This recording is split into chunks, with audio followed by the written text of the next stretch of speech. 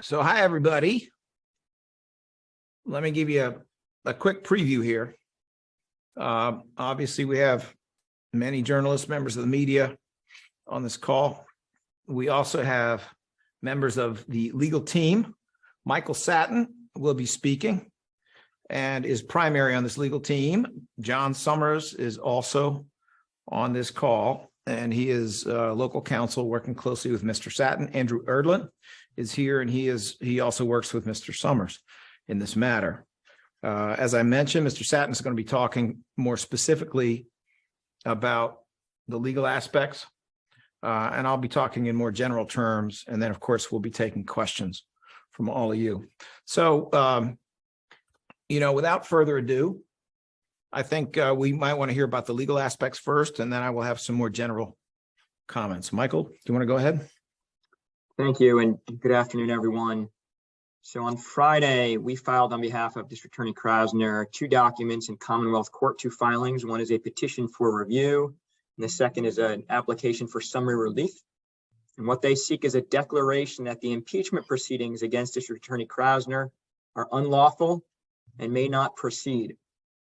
And there are 3 independent reasons in support of our filings and our seeking of a declaration here that these impeachment proceedings are unlawful. The first is that the articles of impeachment were adopted during the 206th General Assembly, and now that has ended, they do not carry over to the 207th General Assembly, and that important deadline is November 30th. November 30th is when the General Assembly ended, the previous one, and December 1st is when the 207th General Assembly began. And under Pennsylvania law, all matters pending at the end of a General Assembly do not carry over to the next General Assembly. So this is what we view as a very simple, straightforward, and clear grounds for declaring the impeachment proceedings that are currently going on here in the 207th General Assembly to be unlawful. The second ground is that District Attorney Krasner is not subject to impeachment by the General Assembly because the law under Pennsylvania, the Pennsylvania Constitution, and the code in Pennsylvania do not authorize impeachment of the Philadelphia District Attorney to be impeached by the General Assembly. Under the Pennsylvania Constitution, only the governor and civil officers may be impeached by the General Assembly, and the Philadelphia District Attorney is not a civil officer, but is instead a local officer. So that is the second independent grounds for declaring these impeachment proceedings to be unlawful. And the third is that the amended articles of impeachment, in other words, the allegations in those articles of impeachment, do not allege any conduct that constitutes any misbehavior in office. Now, we dispute the allegations that are in those articles of impeachment, but even if one were to believe them to be true, and they are not, those allegations do not rise to the level of misbehavior in office, which is the standard necessary for impeachment. Misbehavior in office means criminal conduct, including either a failure to perform a positive ministerial duty or the performance of a discretionary duty with improper motive. And the allegations in these articles of impeachment do not come anywhere close to alleging conduct that constitutes misbehavior in office. So those are the 3 grounds for our court filings that were filed on Friday. All right, Michael, thank you for that. I do have some comments, and then we'll be happy to go to questions. I think it's important to look at the national context here and to look at it in 2 separate ways. One is the national context of attacks on reform prosecutors around the country. The other one is a more generalized authoritarian attack in this country, authoritarian effort to nullify elections and to erase votes, and frankly, to undermine the foundations of democracy. That is, of course, unnecessary when your team is winning, but they're losing. The authoritarian movement in this country at the moment is losing, and the authoritarian movement in this country against reform prosecution is losing. I repeat, you don't have to do this stuff when you're winning elections. So why do I say that? Let's look at progressive or reform prosecution nationally. So if you go back about 2.5 to 3 years, you're going to find out that 10% of the United States population lived in a jurisdiction that had elected or reelected a progressive prosecutor. You go back about 6 months to a year, that number is now 20%. So we're talking about approximately 70 to 75 million Americans, and they did extremely well. Again, this November, you're talking about something like 70 to 75 million Americans whose voters have selected or selected more than once a progressive prosecutor. That's amazing. And that's a lot better than either the Republican Party or my Democratic Party have been doing. When your group, your political group, doubles its size and doubles its representation, something is going very right. We have also seen, more specifically, really well-funded, very nasty efforts to blow out of office reform prosecutors through the electoral process. There was such an effort against Kim Foxx a couple of years ago. It utterly failed. She was outspent 5-1 by her opponent, the son of a billionaire, and she won by more than 20 points. That's Kim Foxx in Chicago. Look at George Gascon, an extremely interesting reform prosecutor because he was a career police officer and a career police chief before he became the DA in San Francisco, and then, of course, was elected the DA in Los Angeles. Well, everybody was predicting that it wasn't going to work. He wasn't going to succeed. He was up against an incumbent who had been there for quite some time. It is frankly unheard of for a prosecutor to go from one jurisdiction to a different jurisdiction and run successfully. But he didn't only do that. He actually went to the largest criminal justice jurisdiction in the United States, and he won. Similar situation in the other highlighted DA's election or re-election race of that period, which was in Philly. And that was last year. We didn't just win, we won by an overwhelming landslide, and the numbers are there easily to support that. Yes, there was tremendous funding against us. There was a national effort. There was leadership coming from the very, very Trumpy Republican leadership of the FOP, both locally and around the country. And we just kept winning. And that's my point, is the reason that all of this is happening is we just keep winning because we are doing what our voters want. So what do you do when you're a minority party that doesn't particularly care for reform or democracy and you just keep losing elections? You try to undo elections. You figure out you're not going to be able to win elections. So how do we nullify them? How do we erase them? How do we recall people, et cetera, et cetera? And I think it's important to look at the context there. Much coverage of the recall of Chesa Boudin in a city I love very much and know very well, but not every single city is one where the average home price last year was $1.8 million.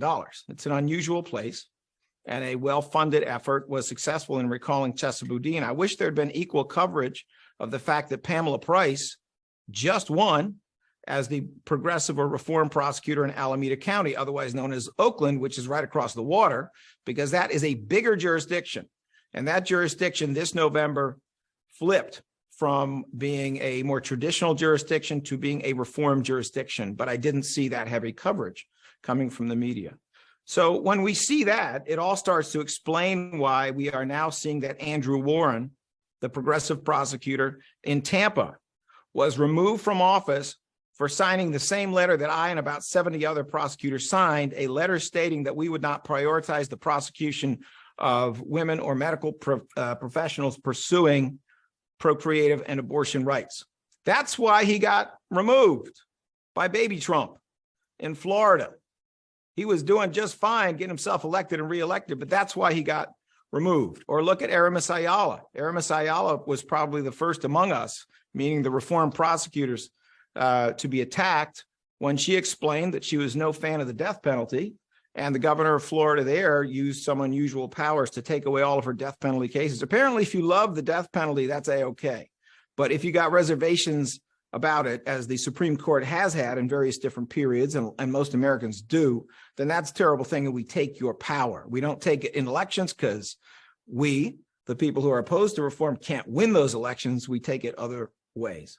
Similar phenomenon, obviously, is occurring right here with the Pennsylvania legislature and with the district attorney of Philadelphia County, who, as it turns out, seems to be doing exactly what his constituents want, seems to be living up to the promises he made to those voters, and that is unacceptable in far-flung counties to legislators in Beaver County or in various other counties where they have a very different politics, a very different culture, a very different demographic, very different patterns of crime, and where they are completely unwilling to look at the problems that they themselves have. So that's what we see, I would say, when you look at the phenomenon of the continuing increase in the reform prosecutors in the United States and its ascendancy as a national movement. But let's switch and look just more generally at the assault on democracy. They're related, but let's look more generally at the assault on democracy. A lot of this really goes back to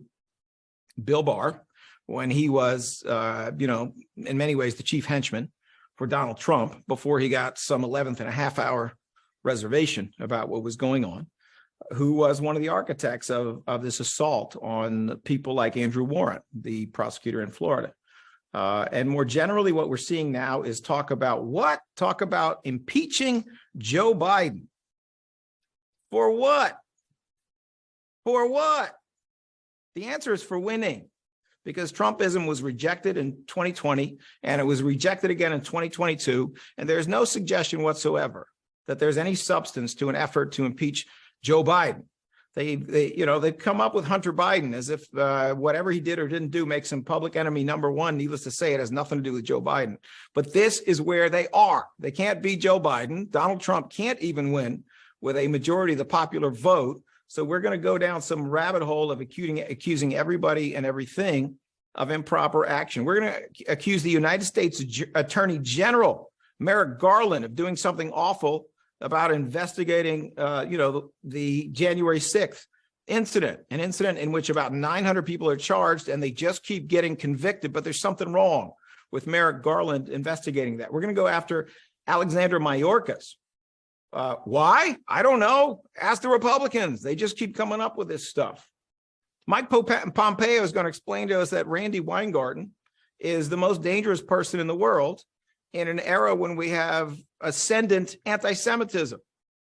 And he's got no real explanation for why the head of the American Federation of Teachers is the most dangerous person in the world. We are in a troubling space when we listen to the former president of the United States stating that the Constitution says I can do whatever I want. Well, actually, the purpose of the Constitution is to make sure the president cannot do whatever he or she wants. That's its specific purpose. And the reason that something like that is coming out of the mouth of Donald Trump is because what is going on here with all of this talk about indicting everybody and investigating everybody and coming after everybody when they've done nothing wrong other than have different ideas and pursue different policies. What this is really about is undermining the foundations of our institutions and of democracy. It's really about normalizing an assault on our country and doing so, frankly, using a lot of the tactics of our traditional enemies, whether that was the Confederacy or that was Nazi Germany. These are the tactics that they are using, and we should not hesitate to call it out for exactly what it is. All right, those are a couple of general comments. I do want to point out, though, and I think it's fair to say that, the petition for review names as respondents Senator Ward in her official capacity. There's nothing personal about this.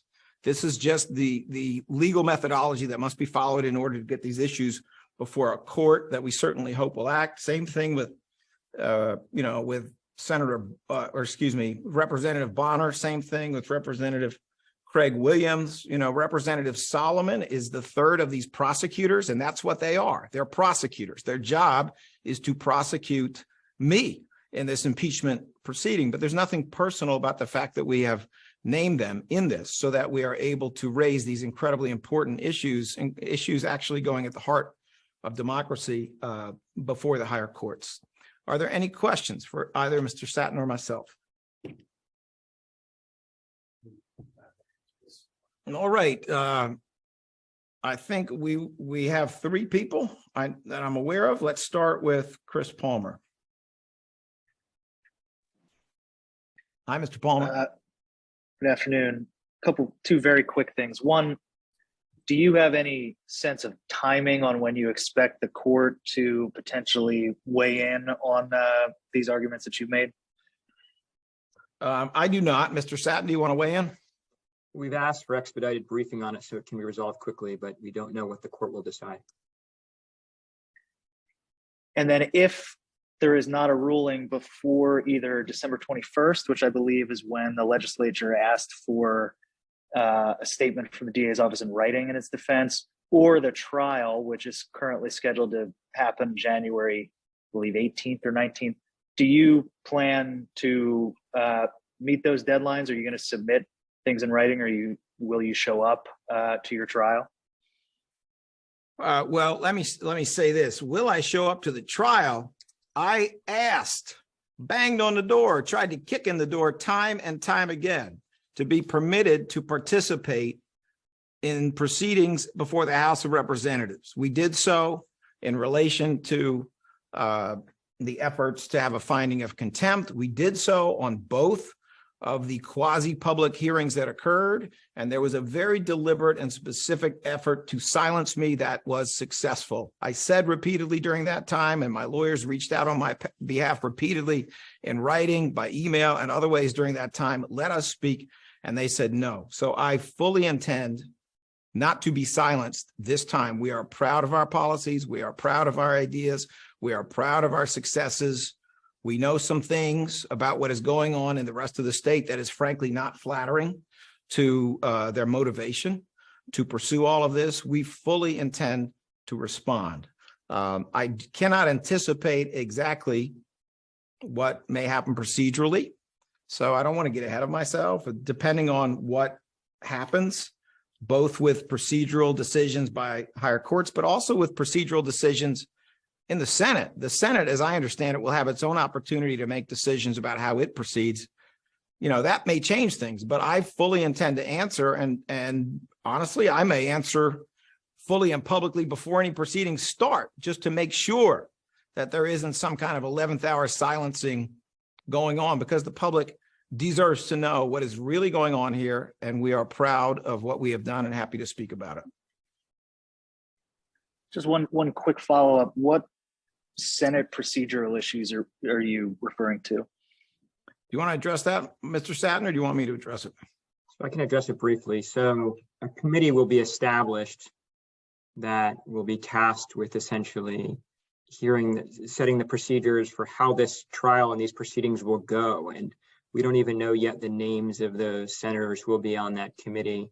But after they are named, they will come up with the schedule for the trial and what will happen and how things will work in terms of the calling of witnesses and opening statements, pretrial discovery, addressing legal issues before the trial begins, those kinds of things that you would ordinarily see in any trial.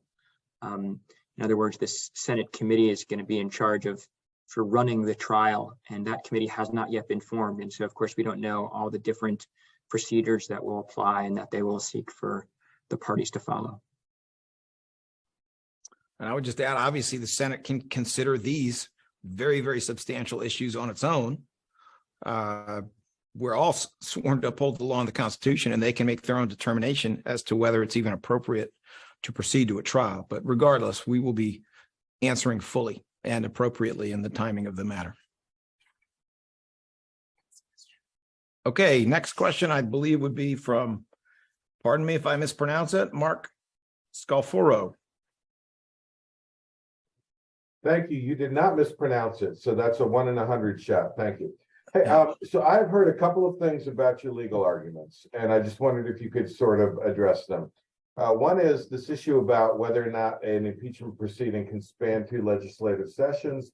The argument, counter argument, as I understand it, is that it would be a result not in the interest of justice if you only had a limited time and people in District Attorney Krasner's situation could run out the clock. In other words, it would confine impeachment and removal to a very short period of time, and it would give this tool to the defense, essentially, that was not merits related. And then the other question, I'm going to take them one at a time or one after the other, is the idea that it's unprecedented for the states' legislatures' impeachment and removal power to be used for a local officer.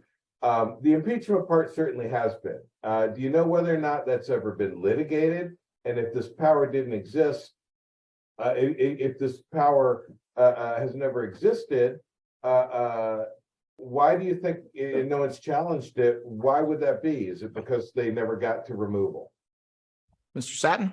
Well, I think to start with your second question, there have only been 2 impeachments, as I understand, in the history of the Commonwealth of Pennsylvania. No, there's been Judges. multiple local officials impeached but not removed. I'm sorry? Impeached, yes, there have been local officials impeached in the House, but not removed in the Senate. That's the distinction. I see. So you're talking about there having been impeachments, but not removal and the challenges to those. So there is some history of impeachments. We think the law is actually pretty clear when you look at what the Constitution says, and a fairly recent opinion from the Pennsylvania Constitution includes an opinion by Justice Saylor, which we think is pretty informative on that point. But there really has been very little law on this. This just hasn't come up, and I think this is somewhat of a novel issue because this just hasn't been litigated. And to be clear, we're not saying that the district attorney of Philadelphia can never be impeached. We're saying he cannot be impeached by the General Assembly, and that's an important distinction. There is a process under law for impeachment proceedings to take place at the local level. And so should District Attorney Krasner be sought to impeach, there is a method to do that. It's just not through the General Assembly doing that. And can you remind me of your first question? Yeah, the idea of running out the clock, giving the defense a way to beat these that's not merit related. Maybe I don't see that, but I don't understand how there's a running out the clock, because the House, it's a 2-year period for which matters before a House are pending. And certainly if we win, and I think the law is on our side, that the business before the General Assembly from the 206th does not carry over to the 207th, that would not preclude the 207th House from bringing impeachment articles. Now, we don't think there's any legal basis for them to do so, but it does not mean that one can never be impeached when there's a lawful basis to do it. What we're saying is that under the very clear law under Pennsylvania, that business that was started at the very end of November after the election, when it was clear that the Democrats were very likely to take over the House, they rushed this impeachment proceeding through. But this carryover issue does not mean that one cannot be impeached. It just means that the impeachment that was done previously does not carry over to this session.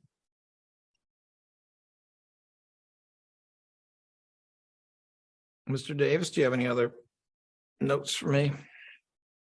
Okay, Jim Millward. Hey, thanks for taking questions. The third part of your argument, the misbehavior, and without going through all 7 articles, kind of one of the themes seems to be that you've, as they put it, contravened the authority of the legislature by refusing to prosecute specifically prohibited conduct under state law. I was wondering if you could respond to the allegation that you have somehow stepped on their toes, or this blanket decision not to prosecute. Is that true? And if it is or isn't, does it fall under that misbehavior umbrella? So let me do this. I have a very brief comment, and then Michael Satin will address the very clear law about the discretion of prosecutors. But all of our policies, among all of our policies, and we've posted all of our policies online, so you can go check them. But if you read them, you'll notice that time and time again, it says that these are presumptions. Each one of these policies is a presumption, but that there may be individual exceptions.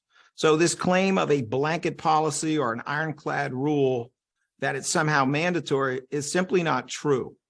And as I said, feel free to go look at them yourself. You will see that our approach is an approach of individual justice. Yes, we have made a decision not to take the small number of marijuana possession. I said possession, I didn't say sales, but marijuana possession cases and prosecute them as they were traditionally under a particular statute. Those things now result in a ticket, which is a different type of consequence, different type of accountability, but there is something else going on there. And In an exceptional case where we think it's appropriate, we would still prosecute that under the old statute and have done so. Or take a look at the offense of prostitution, which we made a determination that in general, we were not going to prosecute because we think it does more harm than good. We think it is worsening the victimization of sex workers. We view them essentially as victims, and we view piling a bunch of prostitution convictions up on a sex worker who may be in that life as a result of addiction, mental illness, trauma, or other issues. We view that as being something that runs against public safety and as opposed to in the direction of public safety. But even there, you're going to find that we make exceptions. And we make exceptions because we use our discretion, and using our discretion, we determine that this is what we should do. I stand by those policies. I stand by the fact that our policies allow for exceptions. That's how it should be. Justice should be individual. But this notion, and again, I'll be quiet in a second, this notion that district attorneys do not have discretion, that they don't get to decide whether to charge, what to charge, when to charge. I mean, that is just legal nonsense. And Mr. Satin will put a finer point on that, I'm sure. One thing I'll add is that the law in Pennsylvania, and it's actually consistent with the law federally, is that a prosecutor has just tremendous discretion when it comes to charging decisions. That has always been the case, and the legislator cannot interfere with the prosecutor's exercise of that discretion. All right, Mr. Melwert, if you don't have anything else, then I think we are up to Eliza Furman. Ms. Furman? Yes, hi. So from what I understand, courts are generally pretty hesitant to get involved in impeachment issues. So what kind of obstacles are you foreseeing in actually getting the court to intervene? And how are you planning to overcome those obstacles? I think that's a question for Mr. Satin. Again, I've learned a long time ago, I don't make predictions as to how a court is going to rule. We believe the law is on our side, and we're optimistic that when the court takes it up, hopefully sooner rather than later, they will rule in our favor.